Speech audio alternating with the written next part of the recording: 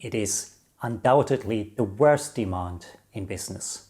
And as leaders, at one stage in our career, we've all been asked to do it. And very often we just accept the premise that underlies it and we try to do our best. What I'm talking about here is the do more with less talk. When resources are scarce, when financials don't look that good, when we can't hire more people, then just do more with less. Today, I want to offer a more constructive way to keep your business lean. A question that I believe everybody should ask, but very few do. I have a dream, that's all I need. I'll make it happen with some work and belief. Whether it is a pandemic, a cost-saving measure of some sort, an economic downturn, you name it. But if you have been a leader for more than a couple of years, likelihood is that at some stage your boss asks you, you have to do more with less. What does that even mean? At best, your boss hasn't really thought that through because it's incredibly unspecific. And at worst, well, it suggests that you do your job very inefficiently. What this is aimed at, of course, is that we want to achieve the same amount of output with less resources, be it less money or fewer people. And then we go off and do this. We work longer hours. We take some of our work back home.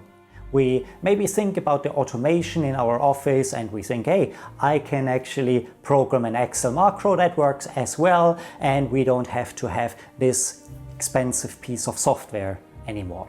Or we try to cut benefits at other ends. And be it as it may, it is aimed to do exactly what we are asked to. Let's just do more with less.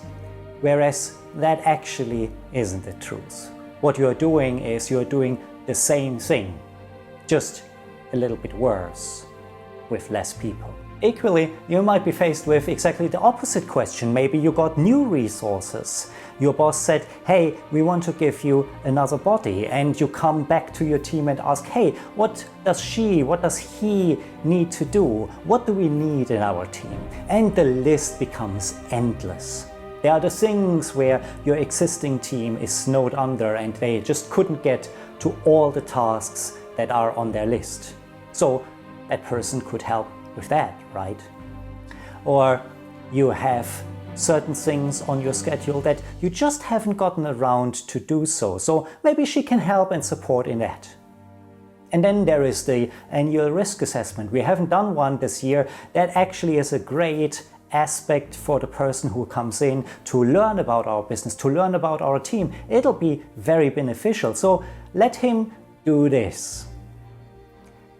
And in matter of fact, what you actually are doing is you're doing exactly the same, just a little bit better with more people.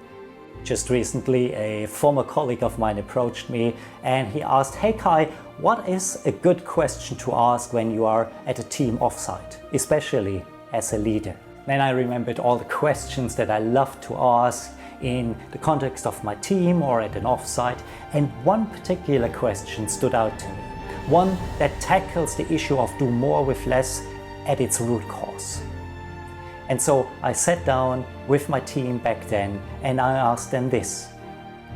If we now hire a new person, but she can't help you with anything that you are doing today, and we hire a person but you can't ask him to work on anything that we just haven't gotten around to do so yet, what tasks should that person actually do? See, now you're asking the right questions, because you're no longer focused on just the resources.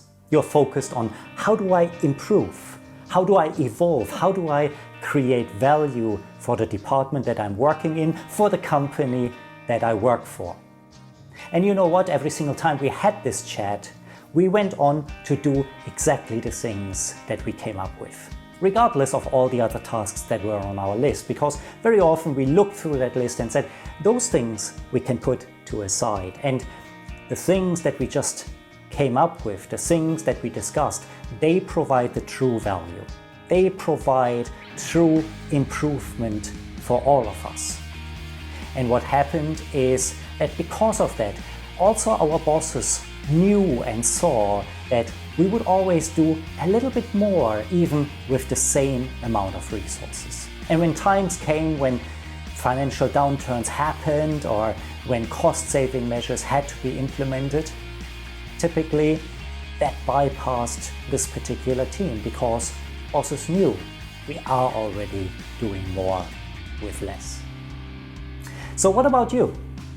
What is it in your life or in your business that you could do, that you could start doing, that you aren't doing today if you had one more person? Please comment down in the comment section below. Love to hear your thoughts. So if I had one more body, I would ask them to hit the like button. Oh wait, I do have another body. I have you. So if you enjoy this content, then hit the like button. That way YouTube will recognize that there's something of value here. It'll show this video and other content from the channel to people like you and I, and we can share our message. And by the way, if you are already on it and you are subscribed to the channel, make sure that the notification bell is also turned on. That way you will immediately know when the next video is up. If you now want to know a little bit more about leadership and other tips, then watch the video that's on the screen right now. I will see you over there and in the next video.